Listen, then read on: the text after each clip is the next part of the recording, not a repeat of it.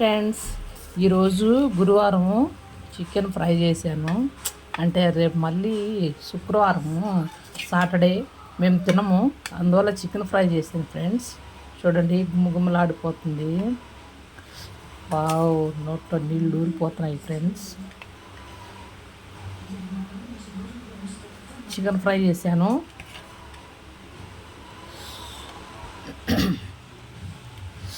సూపర్గా ఉంది అసలుకి. ఇది ఇలా గార్నిష్ చేస్తున్నాను.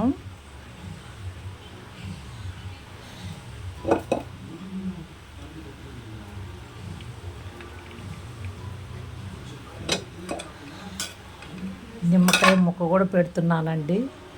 దాంట్లో పిండుకొని తింటే ఉంటుంది. వాహ్ వాహ్ నా స్వామి రంగా అని. ఓకే ఫ్రెండ్స్, కమ్మటి చికెన్ ఫ్రై రెడీ. మీరు కూడా టేస్ట్ చేసేసేయండి చేసుకొని. ఈరోజు థర్స్డే కదా, చికెన్ స్పెషల్. తర్వాత రసం పెట్టానండి. Okay friends.